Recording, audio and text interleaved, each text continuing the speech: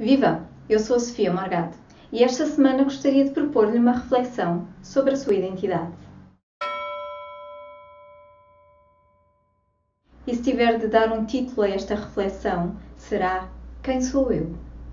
Neste caso, quem é você? E gostaria de começar este vídeo com uma história. Aquele dia, Sinclair levantou-se como sempre, às 7 da manhã. Como todos os dias, arrastou as suas pantufas até à casa de banho e, depois de tomar um duche, fez a barba e perfumou-se. Vestiu-se com roupa da moda, como era seu hábito, e desceu ao átrio para ir buscar o correio. Aí, deparou-se com a primeira surpresa do dia. Não tinha correspondência. Durante os últimos anos, a sua correspondência aumentara e constituía um fator importante no seu contacto com o mundo. Um pouco mal-humorado pela ausência de notícias, preparou o seu habitual pequeno almoço de leite e cereais, como recomendavam os médicos, e saiu de casa. Tudo permanecia igual. Os veículos do costume transitavam pelas mesmas ruas, produziam os mesmos sons na cidade, que se queixava como sempre. Ao atravessar a praça, quase tropeçou no professor Exer, um velho conhecido, com quem costumava conversar longas horas sobre inúteis questões metafísicas.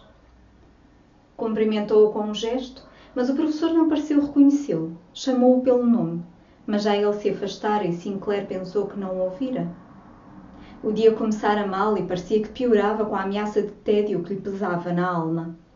Decidiu voltar para casa, para a leitura e investigação, para esperar as cartas que certamente chegariam a dobrar para compensar as que não recebera. Nessa noite, o homem não dormiu bem e acordou muito cedo. Levantou-se e, enquanto tomava o pequeno almoço, pôs-se à espreita, pela janela, à espera da chegada do carteiro. Finalmente viu-o dobrar a esquina e o seu coração deu um salto. No entanto, o carteiro passou à frente da sua casa sem parar. Sinclair saiu para a rua e chamou o carteiro para confirmar se não haviam cartas para ele, mas o carteiro garantiu-lhe que não tinha nada dentro do saco para aquela morada. E confirmou que não havia nenhuma greve dos correios, nem problemas de distribuição de cartas na cidade. Em vez de sossegar, Sinclair ficou ainda mais preocupado. Passava-se alguma coisa e ele tinha de descobrir o que era. Vestiu o casaco e dirigiu-se para a casa do seu amigo Mário. Assim que chegou, fez-se anunciar pelo mordomo e esperou na sala de estar pelo seu amigo, que não tardou a aparecer. Sinclair avançou ao encontro do dono da casa com os braços estendidos, mas este limitou-se a perguntar: "Desculpe, mas conhecemo-nos?" O homem julgou que era uma brincadeira e soltou um riso forçado, pedindo ao outro para lhe servir um copo. O resultado foi terrível. O dono da casa chamou o mordomo e deu-lhe ordem para expulsar o desconhecido, que perante aquela situação se descontrolou e começou a gritar e a insultar, dando ainda mais motivos ao empregado fardado para o empurrar com violência para a rua.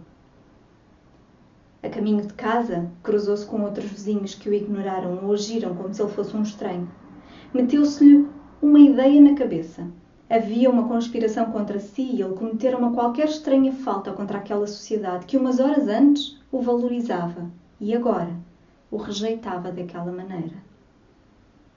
No entanto, por mais que pensasse, não conseguia lembrar-se de nada que pudesse ter feito e sido encarado como uma ofensa, muito menos uma ofensa que abrangesse uma cidade inteira. Nos 2 dias seguintes, ficou em casa, à espera da correspondência que nunca chegou, ou a desejar a visita de algum dos seus amigos, que, estranhando a sua ausência, viesse tocar-lhe à porta para saber dele. Mas nada aconteceu. Ninguém se aproximou da sua casa. A empregada doméstica faltou sem avisar, o telefone deixou de tocar. Embalado por um copito a mais, na quinta noite, Sinclair decidiu ir ao bar, onde se reunia sempre com os amigos para comentar as coisas comezinhas do dia-a-dia. Assim que entrou, viu-os como sempre, sentados à mesa do campo que costumavam ocupar. Hans contava a mesma velha anedota de sempre e todos o aplaudiam como de costume. O homem pegou numa cadeira e sentou-se perto deles. De repente, fez-se um silêncio lapidar, a mostrar que aquele recém-chegado era indesejável. Sinclair não aguentou mais. "Posso saber o que se passa? Fiz alguma coisa que vos irritou? Digam-me e acabamos já com isto. Mas não me tratem assim porque estou a dar em louco." Os outros entreolharam-se, meio divertidos, meio chateados.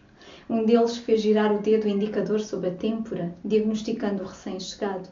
O homem tornou a pedir uma explicação, depois suplicou e por fim caiu ao chão, implorando que lhe explicassem porque que lhe estavam a fazer aquilo. Só um deles lhe dirigiu a palavra. Meu senhor, nenhum de nós o conhece, portanto não nos fez nada de mal. Aliás, nem sequer sabemos quem você é. As lágrimas começaram a cair-lhe dos olhos e Sinclair saiu do bar, arrastando a sua própria humanidade até casa. Parecia que os seus pés pesavam 1 tonelada cada. Já no seu quarto estendeu-se em cima da cama, sem saber como nem porquê passara a ser um desconhecido, um ausente. Já não existia nas agendas dos seus correspondentes, nem na memória dos seus conhecidos, ainda menos no afeto dos seus amigos. Na sua mente martelava um pensamento, a pergunta que os demais faziam e que ele próprio começava a fazer-se a si mesmo. Quem és? Saberia realmente responder a essa pergunta?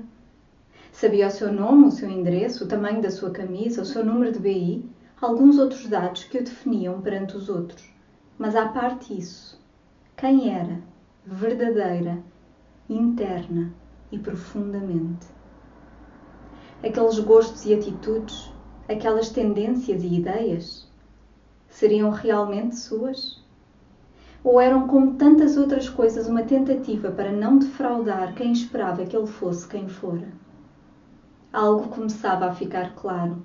Ser um desconhecido libertava-o de ter de ser de determinada maneira. Fosse ele como fosse, nada mudaria na reação dos demais para com ele. Pela primeira vez em muitos dias, descobriu uma coisa que o sossegou. Estava numa situação que lhe permitia agir como quisesse, sem tentar obter a aprovação do mundo. Respirou fundo e sentiu o ar como se fosse novo entrando nos seus pulmões. Apercebeu-se de que o sangue lhe fluía nas veias. Percebeu o bater do seu coração e surpreendeu-se por, pela primeira vez, não tremer. Agora que finalmente sabia que estava só, que sempre o estivera, que só se tinha a si mesmo, agora conseguia rir ou chorar, mas por si e não pelos outros. Agora finalmente sabia, a sua própria existência não dependia dos outros. Descobrira que precisara de ficar sozinho para poder encontrar-se a si mesmo. Dormiu tranquila e profundamente e teve sonhos agradáveis. Acordou por volta das 10 da manhã, descobrindo que um raio de sol entrava a essa hora pela janela e iluminava o seu quarto de uma maneira maravilhosa. Sem tomar banho, desceu as escadas a trautear uma canção que nunca ouvira e encontrou uma coisa debaixo da sua porta. Uma enorme quantidade de cartas endereçadas a si. A empregada doméstica estava na cozinha e cumprimentou-o como se nada tivesse acontecido. E à noite no bar parecia que ninguém se lembrava daquela estranha noite de loucura. Pelo menos, ninguém se dignou fazer qualquer espécie de comentário sobre o sucedido. Tudo voltara à normalidade, excepto ele. Felizmente. Ele, que nunca mais teria de implorar a ninguém para que o olhasse, para poder saber que estava vivo. Ele, que nunca mais teria de pedir ao exterior para o definir. Ele, que nunca mais sentiria medo da rejeição. Tudo era igual, excepto aquele homem, que nunca mais esqueceria quem era. E esta é a história de Sinclair. Quantas vezes nos definimos através daquelas coisas que o exterior usa para nos definir? Quem é você? Quero propor-lhe um exercício para ajudar nesta reflexão. Pegue num papel, num caderno, o processador de texto, uma caneta e escreva diversas frases, tantas quantas quiser, começadas por eu sou.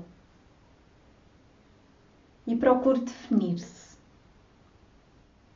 No final desta listagem, dê um tempo, talvez um dia, umas horas, ou simplesmente uma pequena pausa para ir beber água e voltar.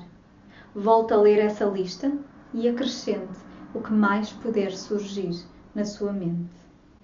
E num segundo momento, identifique à frente de cada frase se essa característica é útil ou obstrutiva na sua vida. Este é um exercício inspirado nos trabalhos de Robert Palmer e é muito útil no trabalho da recriação do eu. Para a semana, o exercício de relaxamento guiado será sobre este tema e será orientado para a recriação do eu, de quem quer ser. Primeiro passo, fazer uma listagem de frases começadas por eu sou. Segundo passo, colocando à frente de cada uma destas frases, basta apenas a letra inicial, um U se é considerar essa característica como útil na sua vida, ou um O se considerar essa característica como obstrutiva na sua vida. Hoje, para a semana, voltamos a encontrar-nos aqui para uma outra prática. E até lá, tenha um dia feliz.